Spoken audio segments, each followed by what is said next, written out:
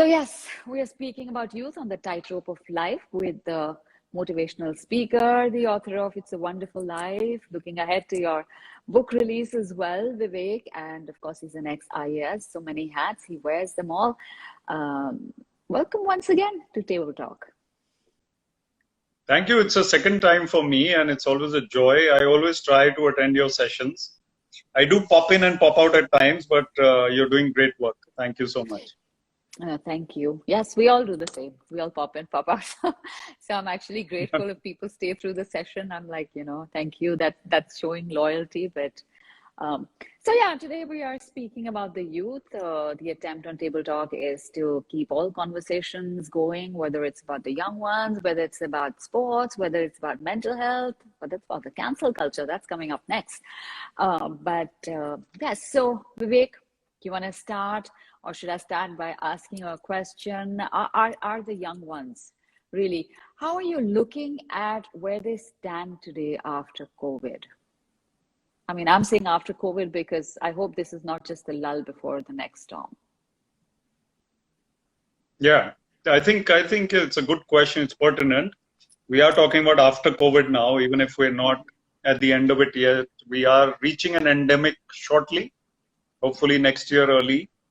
And everybody is looking a little hopeful and cheerful and positive compared to last year or the worst was April and May and June, when it was like a war zone in India, and we were like in despair, and we were distraught, we were tattered and torn, and psychologies were at the lowest ebb.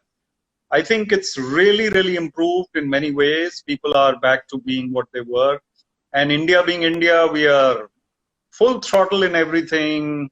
Masks are around, but the numbers are low, and that gives me a lot of hope. Even though the festive season is now at its peak almost, Diwali is coming very shortly.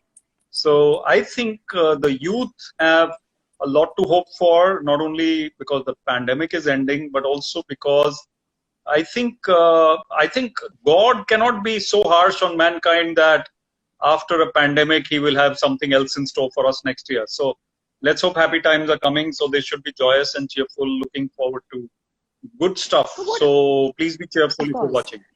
I know. But what about the fact that the scars of the time, is it very easy to get rid of them? We talk about us being Indians, and we talk about the fact that, बुरा समय आता है फिर हम भूल जाते हैं, फिर जल्दी भूल जाते हैं चीजें हुई हैं, ऐसी हुई हैं, क्या हुआ, as soon as the good times come, we forget that there was a second wave or things were so bad. What is it like for the young ones? Sometimes I feel like because itni baat nahi karte, they don't speak up openly, we really don't know what's going on with them. You know what, that's the key. If they keep communicating with their parents and friends, then they would be fine. So, you and I, everyone who went through teenage, and you can't reach where we are without going through teenage. So we must have had our lows and days when we weren't talking too much and not very communicative.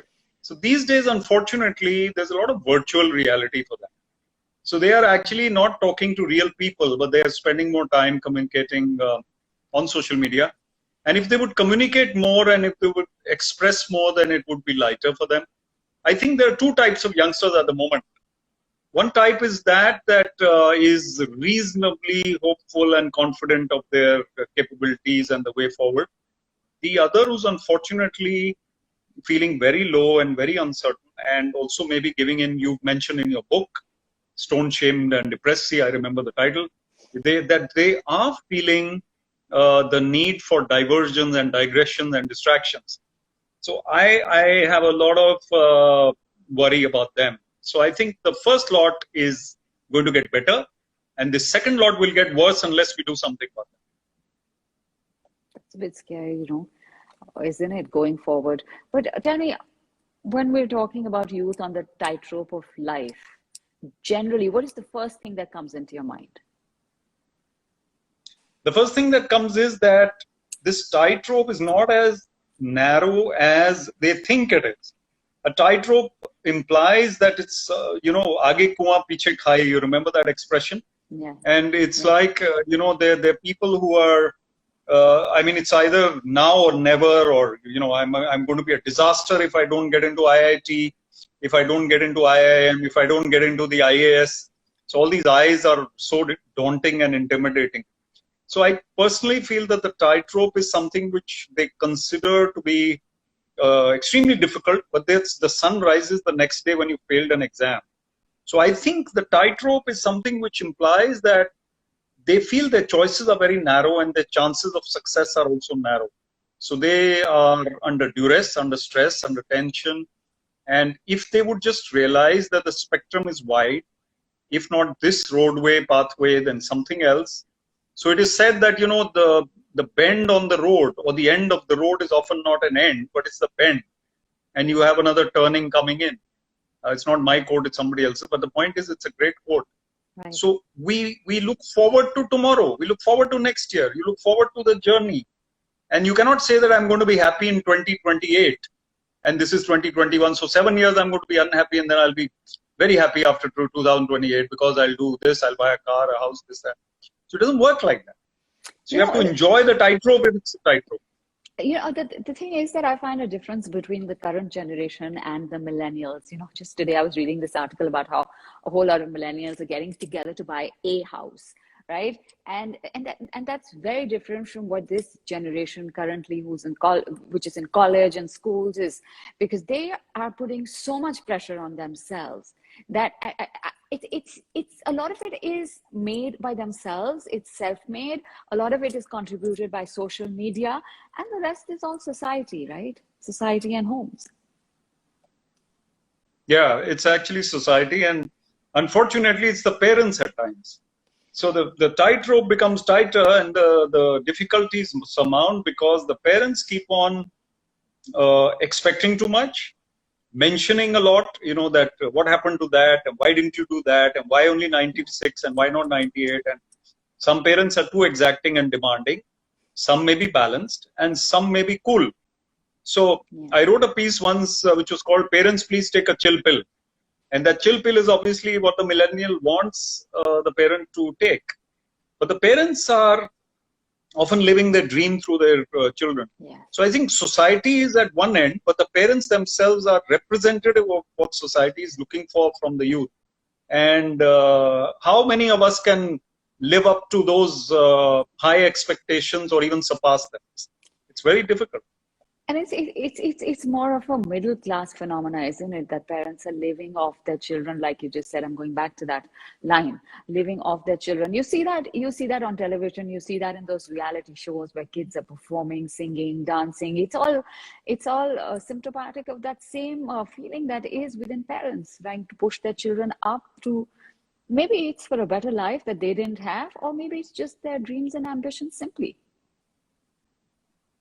Yeah, so that's something which, you look at Three Idiots, the movie, you look at many other stories of people who broke the mold and their parents wanted something else.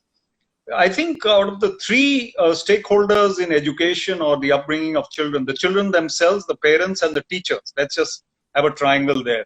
I think the weakest link is the parents. The teachers are doing their best to impart whatever education as per the system. The kids are doing their best as far as they can. I think the parents are people, and you and I are parents. We missed a trick when we did not become understanding enough of others, perhaps. So our own emotional intelligence is tested with our kids. Do I say something in front of my child, which is, let's say I'm comparing him to someone else? Is that fair of me to do that? So I'm mounting that pressure and he will not like it. So can I avoid such things? Can parents be counseled to an extent? That's what's needed. So what is your advice to parents more than that? I mean, in my house, if I say this, my girl will say, stop comparing, you're comparing.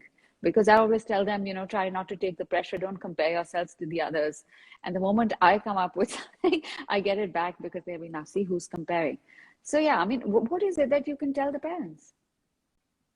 So parents are, of course, human, and that's why they're parents. But I mean, they will get it wrong at times. They will shout at each other at times.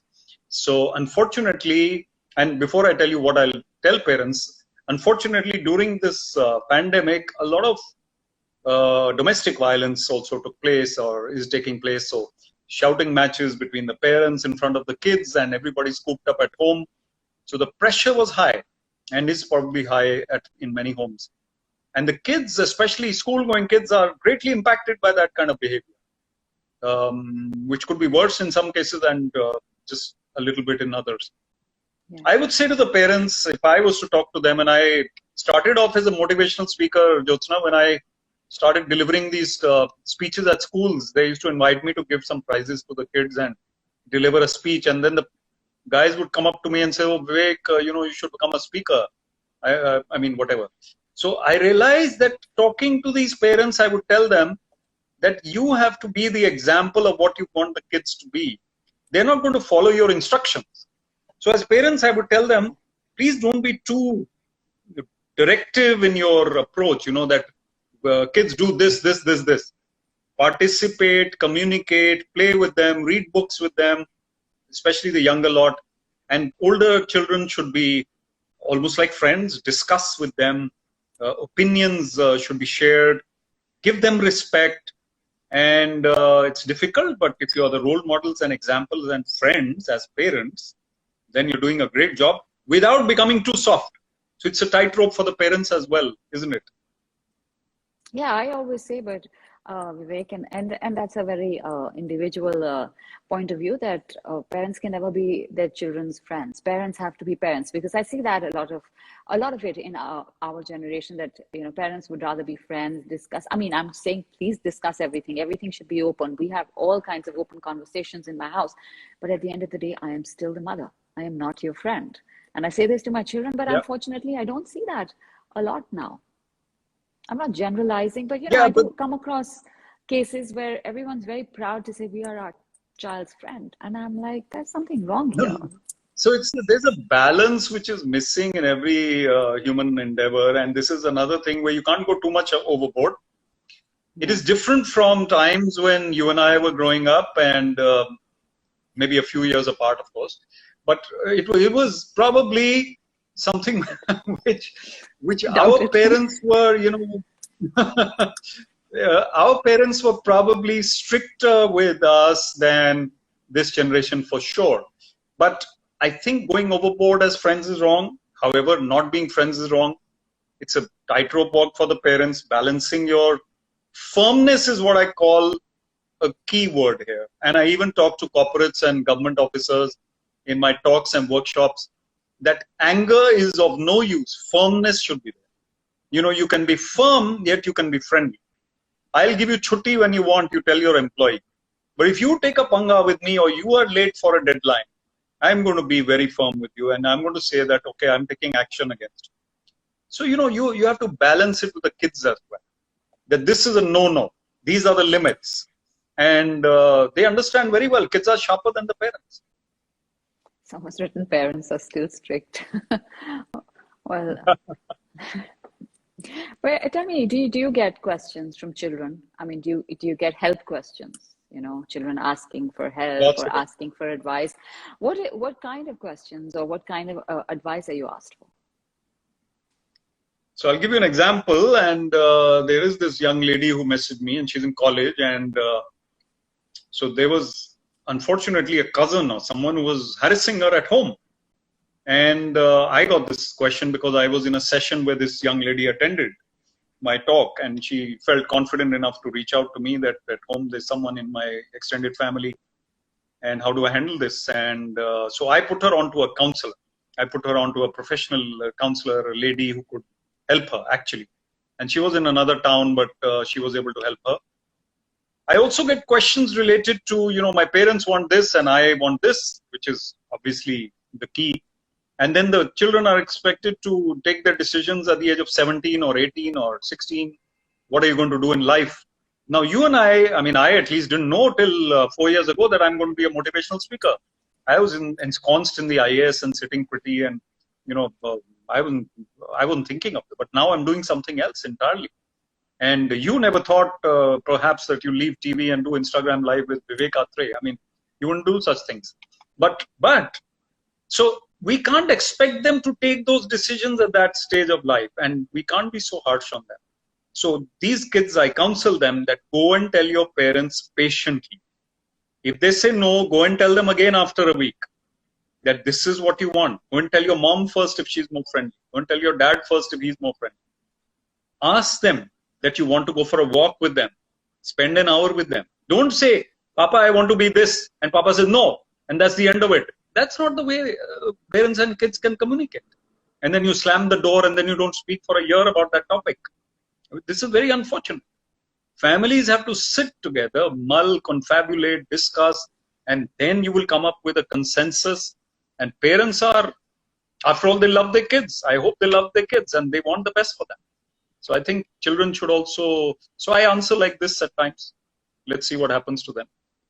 And what do you tell parents? Because a lot of times it's the parents who are, who are going to brush it under the carpet. I've seen it. I've really found a lot of these parents while writing my book. So I know how tough it is for some children to communicate with their parents because, the uncomfortable or the unconventional questions are not received very well in a lot of households. So what do you tell the parents? Because the times have changed and social media has really changed all equations.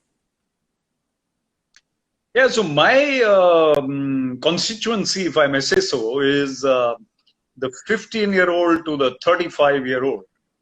And the parents are not reaching out to me for advice, but some of them come and meet me in my office and I do talk to them. I do give speeches where lots of parents are present in schools, colleges, where some annual function or something is there. So at a mass level, I do tell them that, you have to be understanding and more understanding than the kids are. That's what maturity is about. I mean, you're older, you should be wiser. You should not lose your temper with them and be jumpy and, snappy. So I do tell them that. And sometimes parents say that, will you talk to my kid? Can I go to the other room while you talk to my kid? I say, yeah, you go to the other room. I have no problem. So they're obviously worried about their kids and they want me to counsel their kids. So the parent comes and then I tell the parent that all you need to do is to listen to this kid and let her or him talk. So I tell the parents that. And as for the parents, I think they should also be heard by the kids. Definitely, they should be patiently listened to by the kids as well, which is also difficult. So snappy conversations take place. So I'm picking up on the fact that you said your demographics, in a sense, are 15 to 35. And that's an age group where I've come across a lot of mental health issues. Is that something that you have also come across, Vivek? Oh yeah, surely. I mean, that is something which I speak on as well. I don't know why I get invited to speak on mental health issues because I have no qualifications. But I have definitely been talking a lot about overthinking. I've been talking about stress, fear, and worry, and obviously inspiration, motivation, meditation, mindfulness, creativity. These are the keys to get out of such mindsets. And mental health issues occur because we start overthinking about our careers and also often about relationships. And, relationships can also ruin a couple of years of a lifetime if they're, tough and rough and stressful and tense. A young 25-year-old, not yet married, but in a relationship and they've had a tough time with each other. So the exit plan has to be there. So I get this, and I think they need to really look for tomorrow. They need to look at the bigger picture. That's what I tell the mental health, those who are on the crossroads of being into mental illness or not. And it's not mental illness, actually. It's actually stress and anxiety, as the psychologists identify. Because mental illness is something which is bigger, and it's bordering on schizophrenia or something which is not my domain at all. And these people who are overthinking themselves to becoming mental wrecks, they are the ones who need to get into sports. You and I are sports lovers. They need to get into yoga. They need to read books. They need to be in music, creativity. They need to do writing therapy. So my daughter started something called arts-based therapy. Not started, she did a course there. And she's now helping these kids to de-stress through writing, art, music, theater, dance. And these kids need to get into such activities and stop thinking that they're going to be failures. And so mental health can be avoided. Mental health issues can be avoided. You speak about the exit plan, and again, I'm going back to the millennials that are also part of your constituency, as you said. That's the one thing that I've found lacking in them.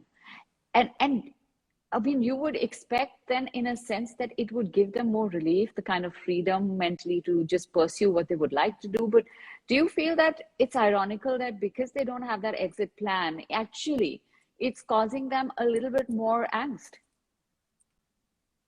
Yeah, absolutely. So, when you put all your eggs in one basket, or when you have a dead end after beyond whatever you're in, then obviously there's no escape, there's no exit, and there's no life ahead. So you think that this is the end for me, end of the road. And then those drugs and that alcohol and that escapism and that, self-pity and mental health issues will come into the picture, which you have spoken about in your book. So the issue is that they need to have, now many motivational speakers say, no, go after plan A, there should be no plan B. Well, I am all for plan B, C, D, E, F till plan Z. I mean, why not? Well, life is about alternatives. And in relationships also, you have to, I mean, even the spiritual saints will tell you that if a marriage or a relationship doesn't work, it's better to exit. Beyond a point, you cannot be so receptive, patient, and understanding that you're just one-way traffic. So I think knowing when and how to exit, and then knowing that the sun will rise tomorrow. And of course, everybody, if you've ever suffered a heartbreak, everyone knows how bad and terrible it seems for a few weeks or months. But then 6 months down the line, it doesn't seem so bad. So even Brad Pitt went away and a young lady felt that, my life is finished. After one, it's not so bad. So you have to hold the fort and be resilient.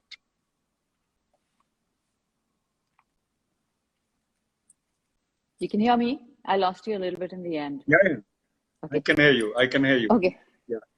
So it's also the fact that social media contributes to a lot of these issues, Vivek. And at this age, at the young age, a lot of people are not quite ready to get off it, as people like us who would sometimes try and detox or think that, okay, there's no harm. And it's tough for us as well. So, I mean, but at least we know what is good, what isn't.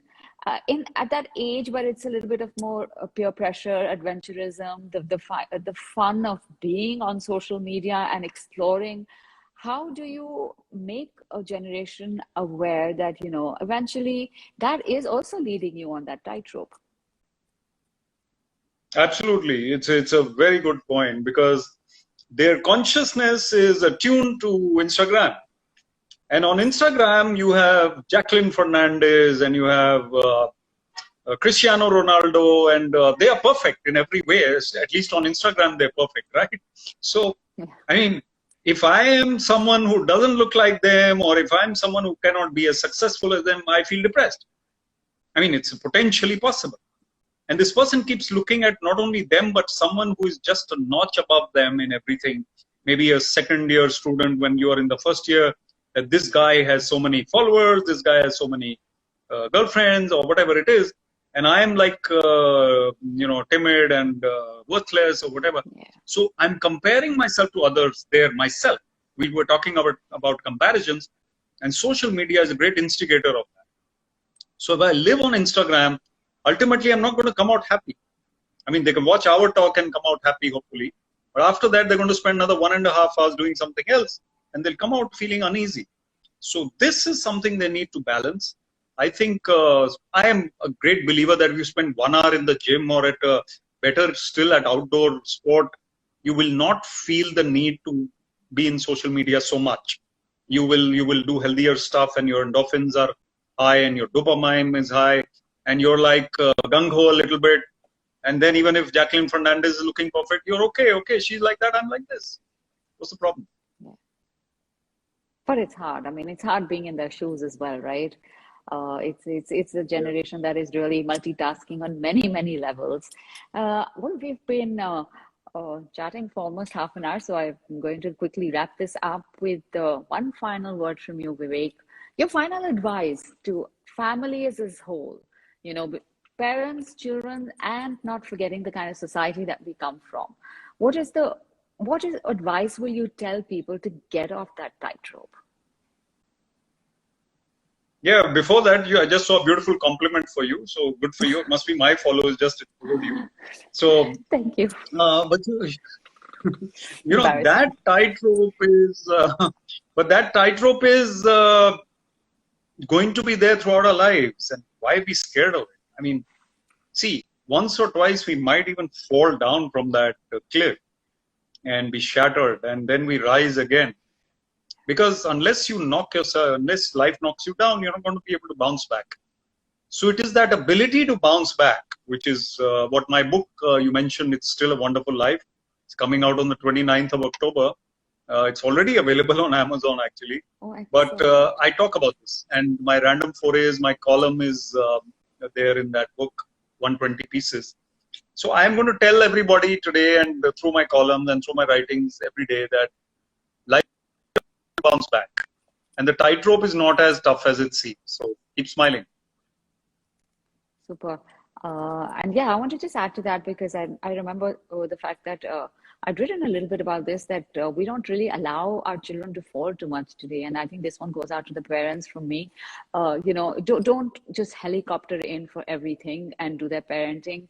Don't get into their fights and their sports and the problems that they have in school. Let them fall, let them learn to get up themselves.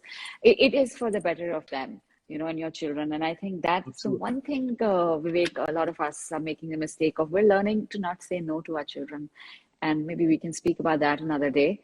But for now, I'm wishing you all the very best with your book. And I'm looking forward to reading that as well. Vivek is saying it's already out on Amazon. It's a Wonderful Life. And yes, it is. And yes, we will continue chatting over this. Vivek Atray, many congratulations for your book. And hope to see you on the show once again, once it's out. Thank you. Thank you very much, Jyotsna, and more power to you as well. Thank you.